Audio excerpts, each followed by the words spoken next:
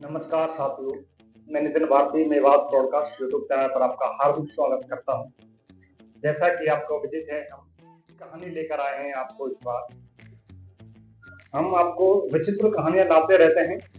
उसी कड़ी में एक शानदार कहानी है जो स्ट्रगल भी है और कुछ लोगों को मोटिव करेगी। जो हमारा समाज, हमारा क्षेत्र विशेष इस दलदल में फंसा हुआ है, उसकी ही कड़ी में एक हमने कहानी बनाई है, उसको आपके सामने रूबरू कराते हैं। हमारे बड़े भाई जुबेर जी हमसे रूबरू हैं। तो जुबेर जी, आप बताइए आपके बारे में, आप कहाँ से चालू करते हैं?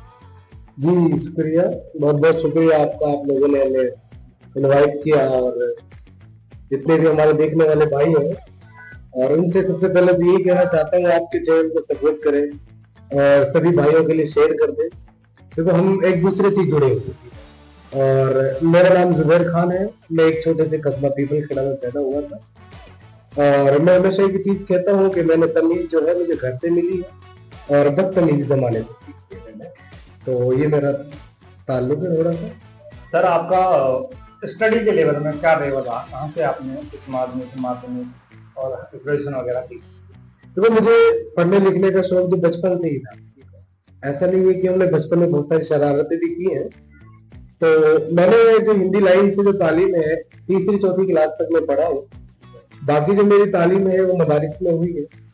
अरबी जैसे चारों मुश्कात तक मैंने पढ़ा है और उसके बाद मैं 10th और 12th क्लास मैंने अपने सरस्वती स्कूल से सीखी है। और इसके बाद में बीए जो है bachelor of art Madrasa university government college Tijara से किया है और बीएड मैंने शेखावाटी कॉलेज है सीकर में, वहाँ से किया है। इसके अलावा आपने कुछ और किया है स्टडी? जी, मैंने उर्दू अरबी फारसी का स्पेशल कोर्स भी किया है हैदराबाद से उस्मानिया यूनिवर्सिटी से। सर, जैसे कि आपने बताया कि आप स्टडी में किया है, जो आपका फैमिली बैकग्राउंड क्या रहा है इसमें, और जो फैमिली का सपोर्ट क्या रहा, किस प्रकार आपको फैमिली ने सपोर्ट किया स्टडी के लिए? देखो, हमारी जो फैमिली है, हमारे दादाजी कारी मुंशी थे और हमारी फैमिली एक शिक्षित फैमिली रही है। हमारे वालिदैन भी अरबी पढ़े हुए हैं। हमारी जो वालिदा है, माँ है, वो जरूर अनपढ़ है, लेकिन फिर भी उन्होंने अनपढ़ होते हुए हमें, सबसे बड़ी बात यह है नितिन भाई कि इंसान गरीब वो है जिसके पास दिल नहीं। और अल्लाह का लाख लाख शुक्र है कि मेरे वालिदैन बहुत दिल वाले हैं। मतलब अगर उनकी जेब में 100 रुपए भी रहते थे, वो हमें हंसते हुए 100 रुपए दे देते थे और फिर कहते थे और की जरूरत हो तो बता देना। उस वक्त हमें नहीं पता था कि वो पैसे कहाँ से लाते हैं, लेकिन अब हमें इस चीज का पता चल रहा है कि पैसे कैसे कमते हैं और कहाँ से आता है।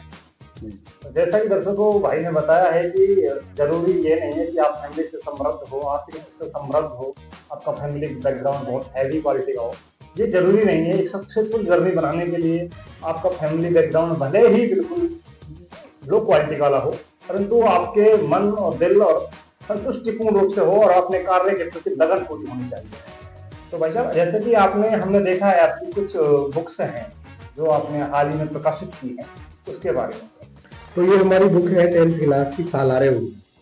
तो इसके अंदर क्या है, 10th क्लास का जो अपना बोर्ड के अकॉर्डिंग सिलेबस दिया गया है, इसके अंदर 5 मॉडल पेपर दिए गए हैं, 2 ओल्ड पेपर दिए गए हैं, टोटल 7 मॉडल पेपर है और 300 प्लस ऑब्जेक्टिव सवाल आते हैं जिनको उर्दू में मारूफी सवाल बोलते हैं, जिसमें ऑप्शन होते हैं जैसे ABCD वाले होते हैं। तो कहने का मतलब ये है, इससे बाहर एक भी क्वेश्चन नहीं जाएगा। जो बच्चे हमारे कमजोर हैं और जो बच्चे इंटेलिजेंट है, दोनों के लिए इसमें फायदा होगा और 100 में से 100 नंबर लाने की गारंटी लेती है। सर, ये एक टेस्टर के रूप में है, बुक के रूप में है? तो वो सबसे अच्छी बात यही है इसकी नितिन भाई, ये गाइड भी है, नोट्स भी है, डेस्क भी है। इसमें तीनों चीजें हैं, यानी कि आपने तीनों चीजों को सम्मिलित कर एक बेहतरीन पुस्तक का निर्माण किया है, जिससे आने वाले स्टूडेंटों को इस फील्ड में जो उर्दू के सब्जेक्ट लेते हैं उनको आसानी मिलेगी स्टडी करने। जी जी बिल्कुल। सर, जैसा कि आपने इस बुक की रचना की, तो बुक की रचना करते समय बहुत सारी समस्याएं आती हैं और फैमिली प्रॉब्लम भी आती है, क्योंकि बुक लिखना कोई छोटी मोटी बात नहीं होती। ये आपका पेड़ नहीं है जो कोई भी तोड़े उठा ले।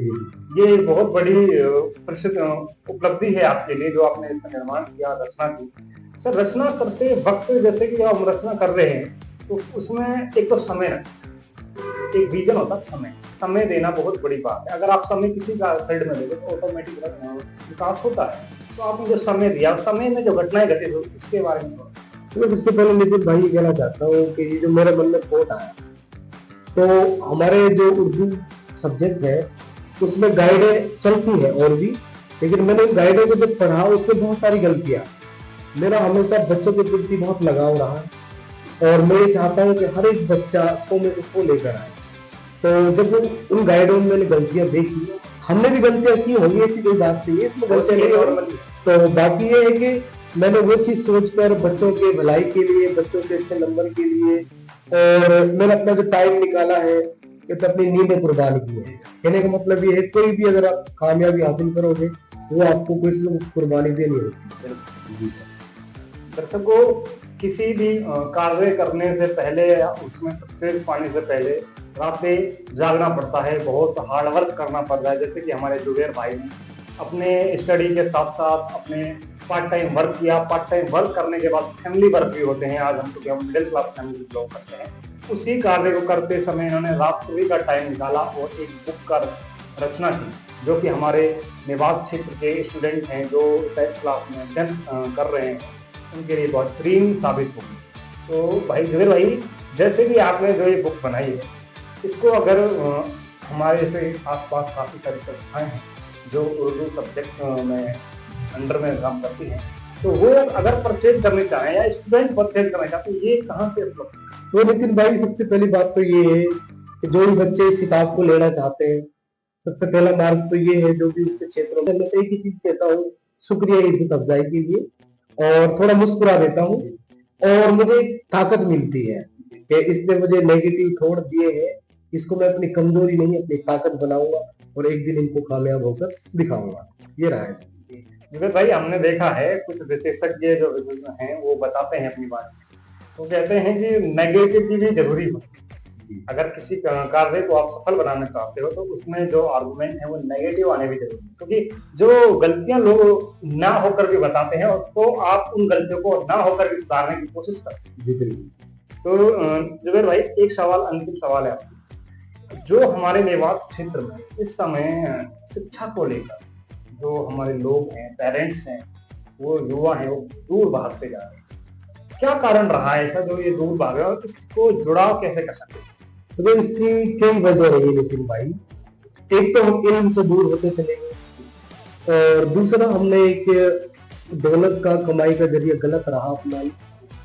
लोगों को मैं हमेशा एक बात कहता हूँ कि अगर कोई दौलत पड़ी हुई मिल जाती है वो एक खुदा का अजाब रहता है। दौलत तो एक कमाने की चीज है। अगर हम लोगों को हराम के जरिए से दौलत कमाना है तो हमारे बहुत सारी चीजें छीन लेती है, जैसे सुकून है, बेचैनी है, और घर में एक बेअदबी का माहौल हो जाता है। और हमेशा मैं अपने लोगों से, अपने कौम के लोगों से और अपने क्षेत्र के लोगों से ये कहना चाहता हूँ कि मंजिल मिले या ना मिले ये तो मुकद्दर की बात होती है, अगर कोशिश ना करें ये गलत बात है। लेकिन हमेशा आपको ये याद रखना है कि आपको कोई कुछ भी कहे, आपको हर तरह के लोग मिले। कि एक चौराहे पर आपने देखा होगा नितिन भाई, जब हम छोटे से थे मैंने उन चौराहे पर उन लोगों को बैठा देखा है। आज मैं इतना बड़ा हो गया हूँ, बच्चों का बाप भी हो गया हूँ, तो आज भी मैं उन लोगों को बैठा हुआ देखता हूँ। लेकिन उन लोगों के विचार जो है वक्त के एतबार से बदलते रहते। अगर एक किस्सा सुनाता हूँ छोटा सा, तो एक लड़का था, वो हमेशा निकलता था चौराहे से, देख लगता था, तो उसे देख कर कहते थे ये फलाने का लड़का है, ये क्या कामयाब होगा, ये तो अय्याशी करता है, ये तो नहीं पढ़ता है, ये तो ये घूमता रहता है। तो एक दिन ऐसा आया, वो गवर्नमेंट सर्वेंट लग गया, और जब वो गांव में आया तो वही लोग जो लोग कह रहे थे क्या करेगा, उन्हीं की जबान से निकला था कि हम तो पहले ही कहते भटक रहे हैं अपने रास्ते, उनके लिए लिखिए। तो आप थोड़ी सी दो कड़ियां उन पर। तो ये नज़म जो है मैंने अपने आज के दौर को देखते हुए, और अगर हमारे यही हालात रहे, आने वाला दौर कैसा रहेगा, उस दौर के ऊपर एक नजर लिखी है जिसका उन्वान यानी जो टाइटल रखा है वो रखा है जलता मेवा। कि जी कहानी की शुरुआत ये है कि कहाँ गई वो सदाएं, कहाँ गई वो अदाएं, खिदमत का गहवारा था, उल्फत का लहवारा था, भूखों को खाना खिलाना, प्यासों को पानी पिलाना, भटके को रास्ता बताना, उजड़े हुए को बताना, गैरों के ऐब छुपाना और अपनों को ना बताना, छोड़ दिया अच्छाई को, अपना लिया बुराई को, छोड़ दिया हमारे आंगन में चहकना परिंदों ने, छीन लिया अदब और एहतराम बुराई के चंद दरिंदों ने। माँ बाप का दामन छोड़ा, मेवात को कहीं का ना छोड़ा। जलता रहा मेरा मेवात, खामोश रहे आलिम, जश्न मनाते रहे जालिम। हुक्मरान भी फिरौन जैसा मिला, अफसोस मूसा जैसा कोई ना मिला। छोड़ दिया इल्म को, अपना लिया जुल्म को, बुराई की इस चक्की में पिस गया मेरा मेवात। देखते रहे हाजी और नमाजी, जलता रहा मेरा मेवात। हराम की दौलत से जलता रहा मेरा मेवात। इल्म की रोशनी से दूर होता गया मेरा मेवात। भूल गए ईमान को, अपना लिया बेईमान को, बस इस गलतफहमी में उजड़ गया मेरा मेवात। बिलखती रही माएँ, सिसकती रही बहनें, किसी की सदा ना सुन सका, बहरा हो गया मेरा मेवात। बेटी की इज्जत को तार तार किया गया, जिस्म की नुमाइश की गई अफसोस, गूंगा अंधा बहरा हो गया मेरा मेवात। इंसाफ की जंजीरें तोड़ी गई, मजलूम को सजा दी गई, और गूंगा हो गया मेरा मेवात। बात करते हो सीरत नबी की, पैरवी करते हो इब्लीस की। दामन थामना होगा इल्म का, अगर हिफाजत करनी है मेवात की। ए मेरी कौम के रहनुमाओं, हिफाजत कर लो मेरे मेवात। दर्शकों, बहुत अच्छी कहानी हमारे बड़े भाई ने लिखी है अपने हाथों से। तो थोड़ा सा इसका हिंदी ट्रांसलेट कर दो कि हमारे सारे दर्शक उर्दू के नहीं। देखो, इस नज़म का मैं आपको थोड़ा एक तरीके से खुलासा बता देता हूँ। एक तो हमारे पास वक्त भी कम है थोड़ा, तो इसमें ये बताया गया है कि पहले हमारा मेवात कैसा था। पहले यहाँ पर एक, कहने का मतलब मेवात एक मेवा थी। यहाँ पे कोई अजनबी मुसाफिर भी जाता था, सबसे पहले उसकी हम लोग खाने की पूछते, सबसे पहले पानी की पूछते। अगर उसको रुकना है तो हम घर रोकते थे। लेकिन आजकल जो दौर हो गया हमारा, इनसे हम दूर होते चले और हम लोग ऐसी बुराई की चक्की में पिस रहे हैं। हमारे जो हाजी नमाजी से मुराद ये है कि जो हमारी कौम के शिक्षित लोग हैं वो भी देखते रहे लेकिन कुछ ना कर पाए, और जो जालिम लोग